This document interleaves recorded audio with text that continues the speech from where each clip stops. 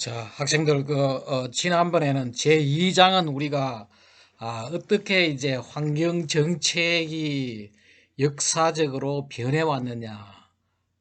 상당히 우리나라에서의 정책, 그 다음에 이제 과거부터 해가지고, 고대 문명부터 지금까지 정책이 어떻게 변해왔느냐. 역사를 우리 봤어요. 오늘은 드디어 이제 우리가 환경 정책을 우리가 세울 때 어떤 목표를 가지고 있느냐, 그리고 또 방향이 말이에요. 갖고 있는 철학에 따라서 또 그 정부의 어떤 그런 그 정책 철학 뭐 이게 따라 가지고 많이 달라져요. 그리고 또 생각하는 그 방향들, 경제가 우선이냐, 환경이 우선이냐, 뭐 이런 문제 때문에 환경 정책의 방향이 달라져요. 그리고 또 미국도 이 공화당이 들어왔을 때, 또 민주당이 들어왔을 때 환경 정책이 달라지고, 우리나라 역시 어떤 정당이 이 정권을 잡느냐, 그게 따라 가지고 환경 정책이 달라져요. 그러한 방향에 대해 가지고 얘기를 강의를 하도록 하겠습니다. 아마 좀 더 자세한 내용은 내가 늘 이야기하지만은 책에 여러 가지 내용들이 많이 들어있고 또 뒤에 책에서 읽어볼 거리도 있고 하니까 그걸 같이 다 보도록 해요. 그리고 처음에 내가 이야기를 했지만은 그 숙제를 따로 무슨 뭐 레포트를 낸다든지 이렇게 안 하고 학생들이 그 강의 듣고 책을 충실히 읽고, 그리고 또 학생들이 매 주마다 내가 어디까지 읽어라 이렇게 지적도 하지만은 그것도 읽고 학생들이 뒤에 말이에요. 그 책 뒤에 보면은 그동안에 그 행정고시 기술직에 나와 있는 문제들이 있어요. 그 문제들이 대부분 다가 정책에 관련되는 것들이에요. 그러니까 그걸 쭉 한번 같이 참고해서 보도록 해요. 강의는 크게 이제 두 파트예요. 하나는 환경 정책의 목표가 뭐냐, 그리고 정책의 이제 방향. 우선 그 환경 정책의 이 목표를 보면 말이에요. 어, 궁극적 목표. 우리 그 환경 정책의 목표는 이 궁극적 목표, 그다음에 세부 목표를 나누는데, 궁극적 목표는 앞에서 얘기했듯이 이 지속 가능 발전이에요. 지속 가능 발전. 영어로 여기에 있지만은 바로 이 sustainable development.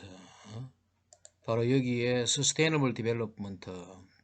지속 가능한 발전. 지속 가능한 발전의 뒤에 이미지, 의미는 여기 있죠. 미래 세대의 욕구를 충족시키는 능력을 손상시킴 없이 현대 세대의 필요를 충족시키는 발전, 뭐 이런 식으로 우리가 밑에 있는 이 영어를 번역했는데, 고전에 이 지속가능 발전이라는 이 말을 쓰면서 그 흔히 환경을 좀 더 강조해 가지고 이렇게 해요.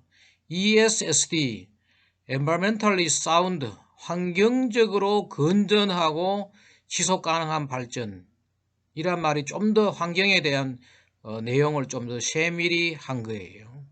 근데 요걸 우리가 그냥 일반적으로 그냥 요걸 줄여가지고 그냥 지속가능 발전이라 말을 쓰는데, 이 말의 의미는 바로 이런 거예요. 근데 이 말이 처음 이제 물론 뒤에 가면 나오겠지만 역사가 있겠지만은 이것이 세계적인 이 유엔에서 세계적인 이슈로 만들게 된 거는 바로 이거예요. 이 브루토란트라는 사람이 노르웨이 수상도 했고 세계보건기구 사무총장도 했던 이 브루트란트라는 사람이 이 Our Common Future, 우리의 공통의 미래라는 이 보고서를 제출하면서 이때 이것이 세계적인 용어가 됐어요. 바로 여기에서 의미하는 것은 뭐냐 하면은 여기 아래에 있듯이 Intergenerational Equity, 그 다시 말해가지고 제너레이션이 뭔가 하면 세대예요. 인터제너레이션은 뭔가 하면은 세대와 세대 사이, 다시 말해가지고 우리 세대와 다음 세대 간의 평형, 균등, 이큐이티, 우리가 누리는 만큼 다음 세대도 같이 이 환경에 대해서 누릴 수 있도록 그렇게 하는 걸 우리가 흔히 이제 지속가능 발전하는데, 여기에 좀 더 자세하게 되어 있어요. Sustainable Development, 지속가능한 발전이라는 것은 뭘 의미하느냐? means, meeting, 무엇을 만나다 뭐 이런데 충족시키는 이런 말이에요. meeting the need of future current generation, 현재 세대의 욕구를 충족시키는 것을 의미한다. without compromising the ability of future generation, 미래 세대의 능력, 미래 세대의 하는, 미래 세대가 원하는, 여기서 말하는 것은 뭔가 하면은 미래 세대가 자기들이 필요한 자원을 개발하고 자기들이 누릴 수 있는 여러 가지 물질적 풍요를 가질 수 있는 것을 컴프로마이징이란 말은 뭔가 하면 타협하다 이런 말이에요. 타협하다. To meet their fulfilled need. 다시 말해, 요걸 좀 더 우리가, 내가 왜 이걸 영어를 그냥 그대로 했는가 하면은 학생들이 원래 이 말의 어떤 의미를 제대로 다 파악을 하라고. 우리말로 이렇게 번역해 가지고는 조금은 이해가 덜 될 수가 있어요. 그리고 지속가능 발전이란 말은 아마 학생들은 다른 공무원 시험도 그렇지만은 다른 시험에서도 지속가능 발전이라는 의미를 제대로 이해하고 있나 없나에 따라 가지고 있나 없나를 묻는 그런 시험이라든지 질문 같은 게 많이 나와요. 그리고 이것이 우리 환경뿐만 아니고 다른 경제, 국제 관계 이런 데서도 굉장히 자주 의미가 자주 얘기되고 있는 그런 의미이기 때문에 학생들한테 좀 더 잘 이해하기 위해 가지고 원어를 그대로 써놨어요. 요모를 그대로 우리가 좀 더 다시 번역하면 뭔가 하면은 미래 세대가 자기들이 to meet their fulfilled need, 미래 세대가 자기들이 누리려고 하는 그런 필요성을 갖는 그 능력을 컴프로마이징, 여기서 우리말로는 이걸 손상시키다 했는데 타협하지 않고, 다시 말 이거예요. 우리 세대가 미래 세대한테 우리가 좀 더 쓸게, 당신들은 조금 더 껴서라, 이런 게 아니라는 거지. 컴프로마이징. 거기서 타협이 없이 말이에요.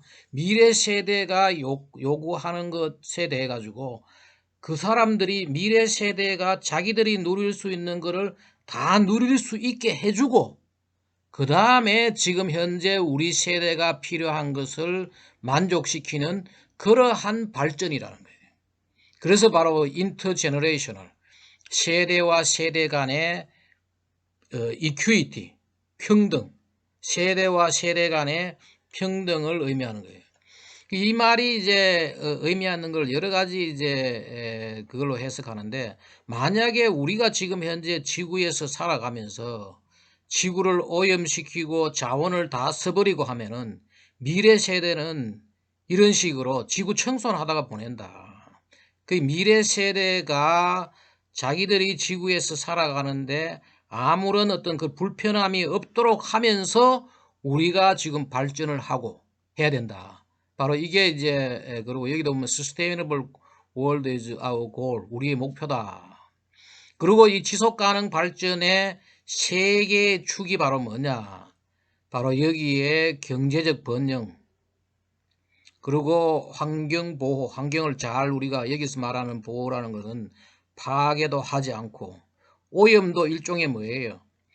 그 사람들이 후세들이 사용하는데 방해하는 거죠. 그래서 이걸 여기서 말하는 프로텍션은 오염과 파괴, 어떤 손상을 하지 않는 의미를 다 포함하는 거죠. 그리고 또 이 지속가능 발전하기 위해서는 사회적으로 정의로운, 누구는 어떤 혜택을 받고 누구는 그렇지 못하고, 지금도 계속해서 언론에 나오는 게 뭔가 하면은 누구 집 아들은 뭐 군에서 특별한 혜택을 받았다 안 받았다, 이게 다 뭔가 사회적 정의거든요.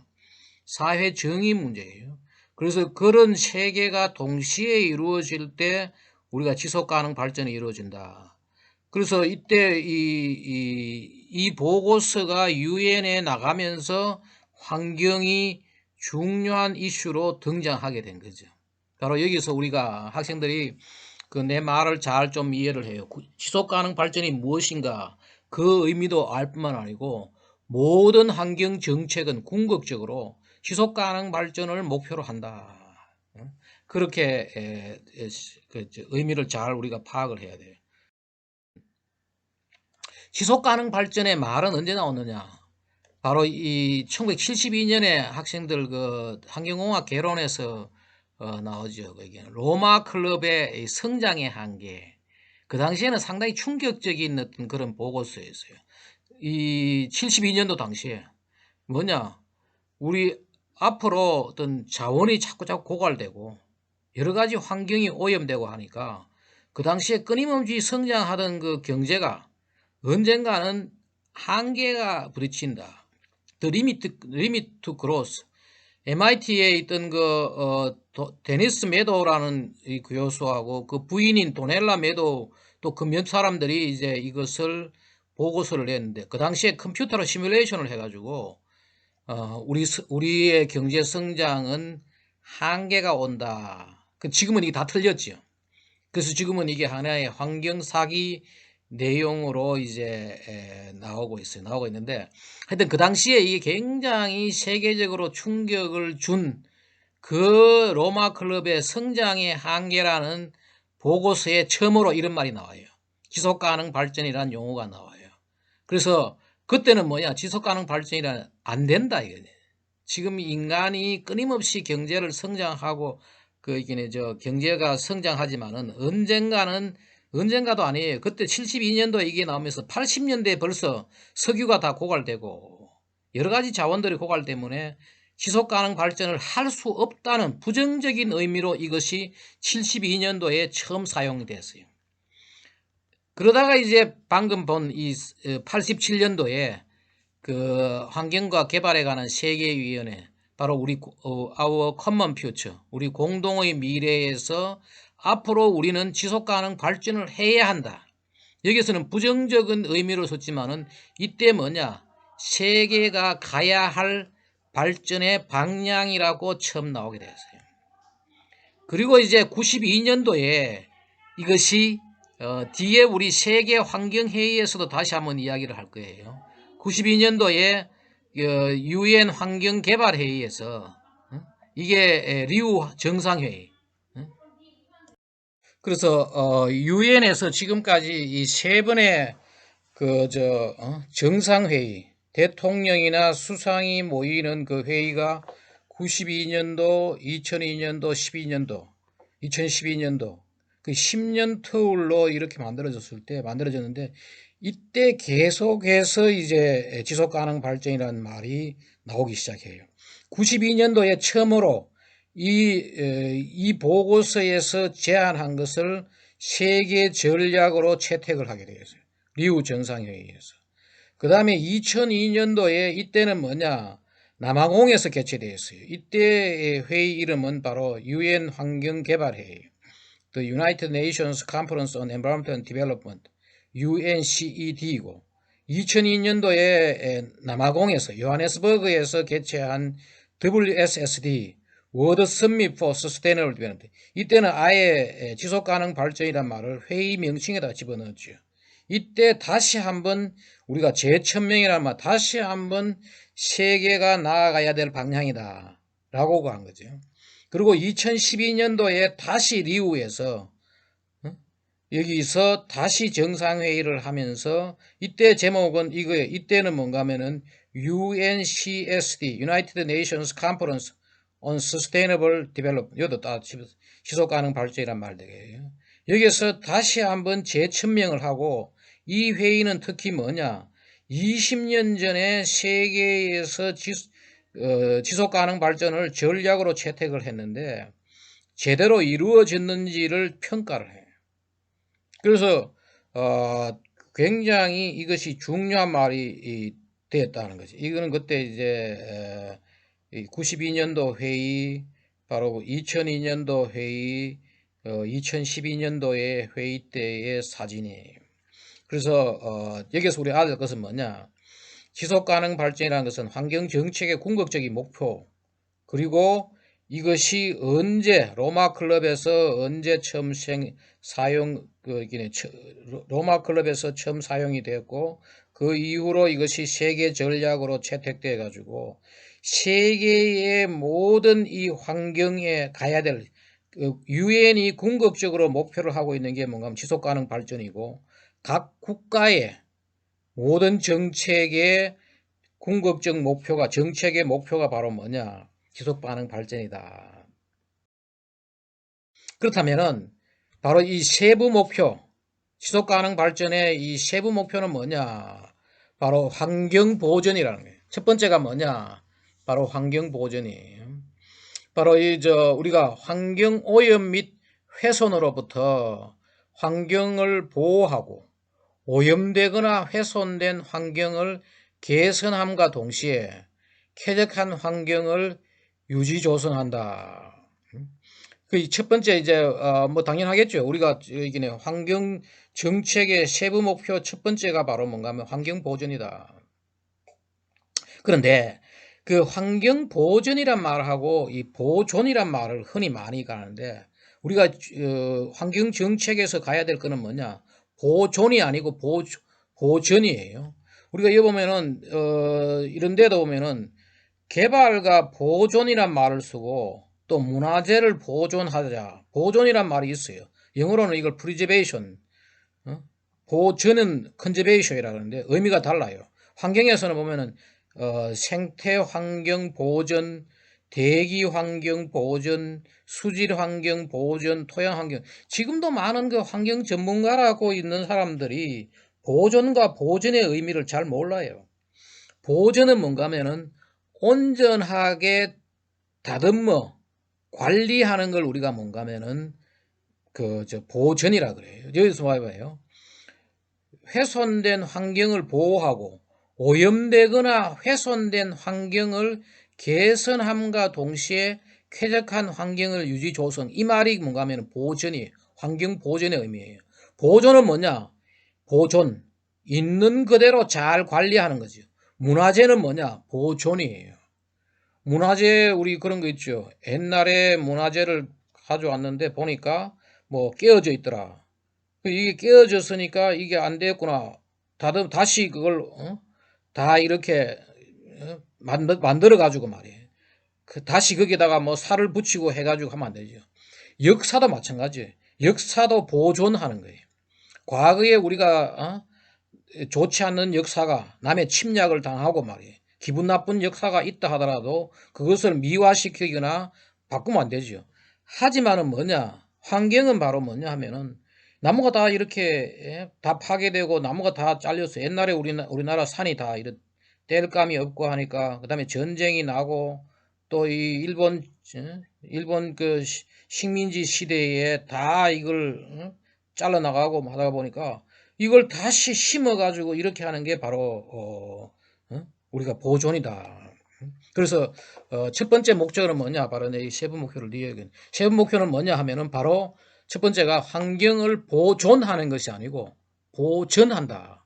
그 보존의 궁극적인 의미는 뭔가 하면은 있는 그대로 잘 관리하는 것이 아니고, 훼손되고 했는 것도 환경을 잘 관리하면 동시에 이렇게 손상된 것은 다시 복원해 가지고 가는 거죠. 이게 뒤에 우리 환경 정책에서 여러 가지가 이제 나올 거예요. 그 첫 번째는 뭐냐? 환경 보존이고, 보존과 보존의 의미의 차이를 우리가 잘 알아야 된다. 두 번째는 뭐냐? 경제 성장이에요. 갑자기 왜 환경에 왜 경제가 나오느냐 하면은 환경과 경제는 아주 밀접해요. 바로 여기 보면은 지속적인 경제 성장이 이루어질 수 있도록 자원의 효율적 배분을 해야 된다. 이게 왜 그러냐면은 우리가 살아가는 모든 이 경제 활동이 환경과 밀접해요.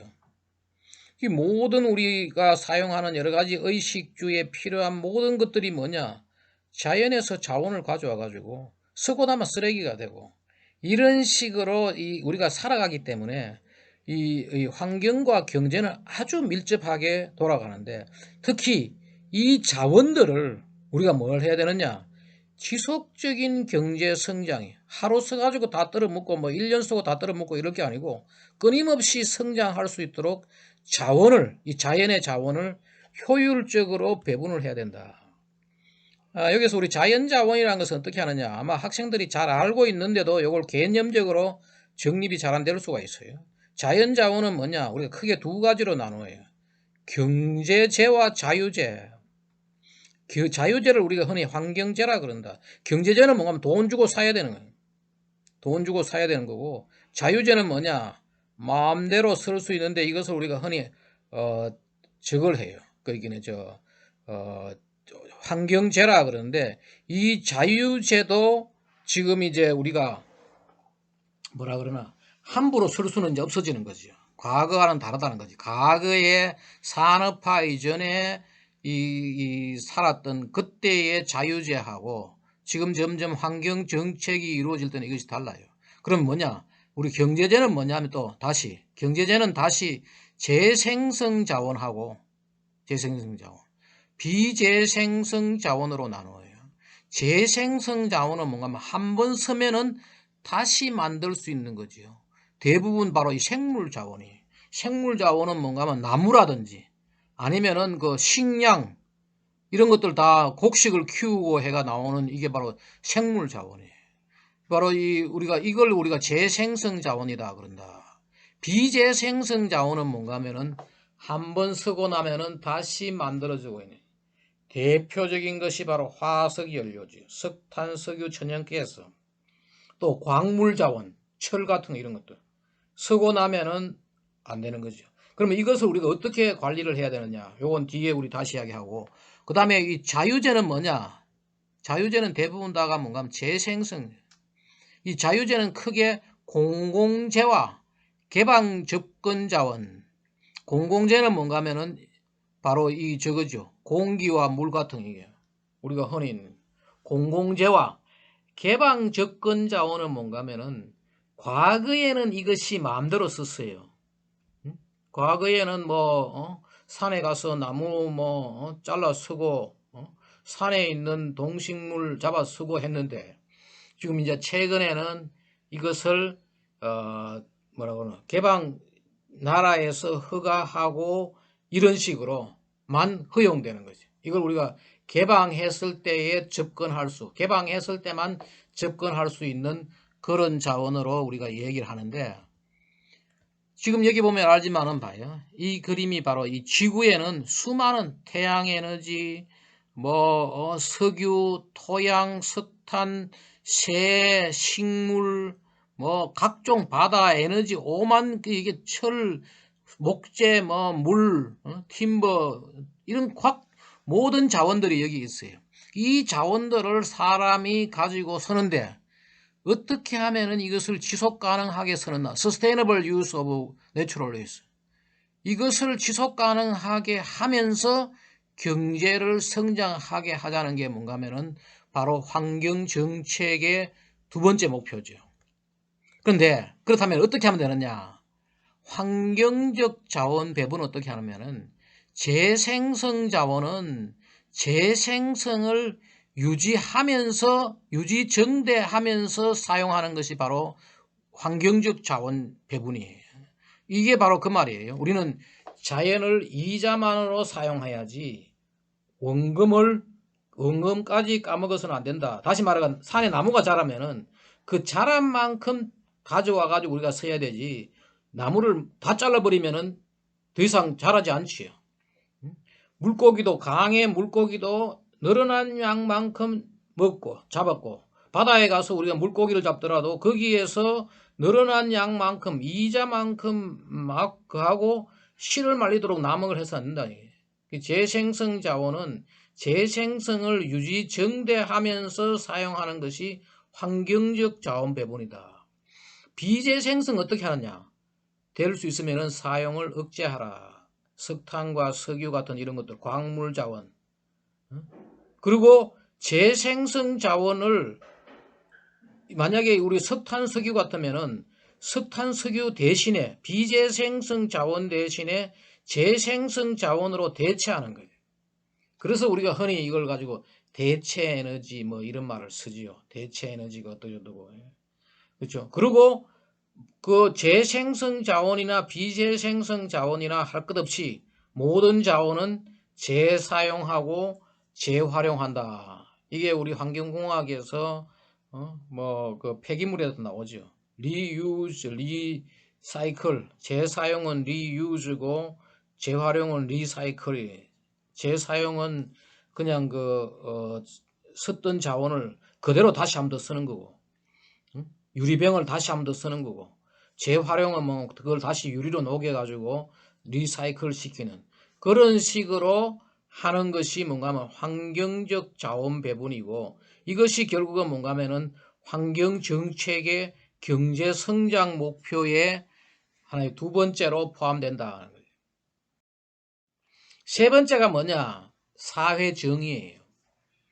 이 사회 정의가 그러면 왜 환경에 나오느냐 하면은 이런 거예요. 환경 위험 부담, 환경 비용 부담, 환경 오염 방지로 인한 혜택 등이 개인, 지역, 사회 계층 간 공평해야 된다. 하나의 예를 들면 이거예요. 우리가 이제 환경 정책을 세울 때 서울에는 좋은 수돗물을 먹이고 지방에는 별로 안 좋은 수돗물을 먹이고 이러면 안 된다는 거죠.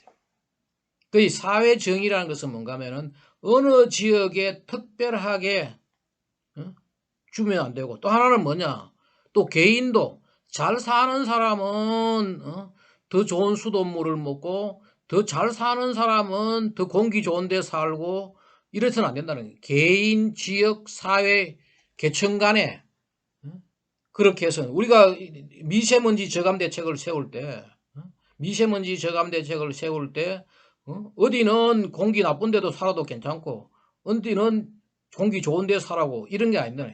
그렇지 않도록 우리가 환경부 같은 데 정책을 그렇게 세우는 거예요.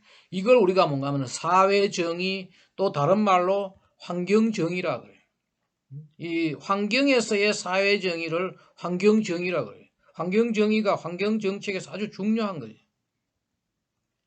바로 그러고 또 정의하고 말이에요. 평등하고는 의미가 달라요. 이걸 이제 그림을 우리가 쉽게 보면 알 수 있는데, 이쪽에는 똑같이 줬죠. 공평하게 이렇게 똑같이 그냥 했죠. 그런데 이거는 정의가 아니라는 거지. 약자에게 더 많은 혜택을 줘가지고 다 같이 이렇게 누릴 수 있도록 하는 게 정의다. 이거를 염두에 두고. 이런 거죠. 만약에 A 지역은 미세먼지가 아주 나쁘고 B 지역은 조금 나쁘다. 그러면 A와 B를 똑같이 미세먼지를 줄이가 이러면 안 되는 거지. 나쁜 데는 더 많이 줄이고 그보다 조금 하면은 거기 맞게 이렇게 줄이라. 이게 바로 사회정의, 환경정의에 맞는 정책을 펴나가야 된다는 거예요. 그리고 이 안에 들어있는 몇 가지 더 추가로 보면은 모든 국민이 이런 혜택이라든지 부담, 위험 부담 뭐 이런 것뿐만 아니고 이런 이야기 들어가요. 모든 국민이 환경 법령, 환경 규정 및 환경 정책의 수립, 추진, 강제와 관련하여 동등한 더우와 실질적 참여가 가능하도록. 이게 누구끼리 모여가지고 정책을 세울 게 아니고 골고루 있는 사람들이 다 여기에 법령이라든지 이런 데다가 동등한 대우와 실질적 참여가 가능하도록 이 정책을 세워나가야 돼요. 법령, 규정, 정책 수립, 추진 및 강제와 관련하여 동등한 대우와 실질적 참여가 가능하도록. 그리고 기회, 의사결정, 혜택 등의 동등한 기회가 보장된다. 지금 학생들 아마 이번에 코로나 때문에 우리나라는 아직 뭐 이런 데 대한 어떤 개념이 별로 없어 그런데 미국에 이번에 내가 보니까 코로나에 관해 가지고 코로나 19이 회복되는 과정에서 정부가 지금 앞으로 중요하게 생각해야 될 것은 뭐냐? 환경 정의다. 바로 그런 말이에요. 여기 봐, 여기도 이런 말도 나와요. Coronavirus is not just a health crisis. It's environmental justice crisis. 바로 이거는 코로나 바이러스는 보건 위기만을 의미하는 것이 보건 위기만이 아니고 환경 정의의 위기다. 이게 왜 이런 말이 나오는가 하면은 미국에서 시카고라든지 뉴욕이라든지 미국에서 코로나로 죽은 사람이 대부분 다 누구냐? 가난한 사람들이. 코로나로 죽는 사람들이 대부분 다 뭔가 미국에 보면은 뭐 흑인촌 뭐 이런 데. 그 미국에서도 지금 환경 정의 문제가 중요하게 다루어지는 것이 뭔가 하면은 환경이 나쁜 곳이 대부분 다가 뭐냐? 가난한 지역이. 거의 뭐 흑인촌 이런 데서 여러 가지 문제가 생기고 그래서 그쪽이 이제 문제가 뭔가 하면은 가난한 사람들이 수명이 짧아요. 우리나라도 아마 이걸 따져나가면 그런 경우가 많아요. 근데 우리나라도 이걸 염두에 둬야 돼요. 환경 정책을 세워나갈 때 모든 이 계층 간, 또 모든 어떤 돈이 있고 없고 그걸 떠나가지고 환경만은 이 정의롭게 공평하게 이루어져야 한다. 이게 바로 이제 환경 정의, 사회 정의 문제. 이렇게 정책을 세워나가야 된다. 그래서 이제 이거 잘 안 될 때 이제 뭐 여러 가지 이제 지적도 받고 하지요. 특히 우리나라는 아직 이게 큰 이슈가 안 됐지만은 외국의 경우는 이게 환경 정의가 상당히 중요한 이슈가 되고 있어요. 이 세 번째 정책 수립 목적이 바로 이 사회 정의다. 네 번째가 뭐냐? 바로 이 국제 협력이에요. 앞에서도 내가 이야기했지만 환경은 국경이 없다. 국경이 없고, 그리고 이 모든 이 우리나라도 당연하고, 왜 적어도 선진국이고 뭐 다 하는 뭔가 하면은 환경 문제는 국제 환경 문제에 적극적으로 참여해야 된다. 국제 환경 문제와 지구 환경, 국제 환경 문제는 뭔가 하면은 뭐 중국과 우리나라 또 동북아 지역의 이 국제 환경 문제. 지구 환경은 문제는 뭐냐? 지구 전체. 오존층 파괴, 뭐 기후변화 뭐 이런 것들. 그런 지구 환경 문제 해결을 위한 국제적인 협력에 적극 참여해야 된다. 그래서 우리나라가 국제 환경 협약에 다 가입을 했죠. 그리고 우리나라에 뒤에 보면 우리 그 나오지만은 환경 정책 기본법에 우리가 국제 협력에 적극적으로 참여한다고 되어 있어요. 특히 우리나라가 아주 그 점에서는 아주 적극 참여하는 이유는 뭔가 하면 우리가 무역을 하기 때문에 만약에 이 국제 협력에 잘 참여하지 않으면 말이에요. 여러 가지 우리나라에 경제적으로 불이익을 당해요. 그래서 굉장히 이게 적극적으로 특히 이 1990년대 이후부터 거의 모든 국제 환경 협약에 가입을 했어요.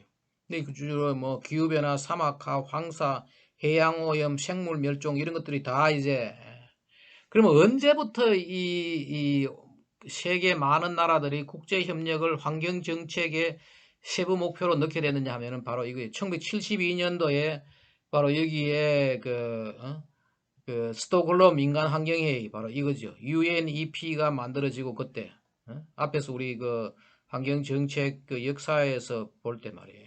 발전 과정에서 볼 때 UNEP United Nations Environmental Program UN 환경 계획이 설립되면서 모든 나라들이 이 국제 협력을 환경 정책의 중요한 세부 목표로 삼고 있고 우리나라도 그러고 있죠.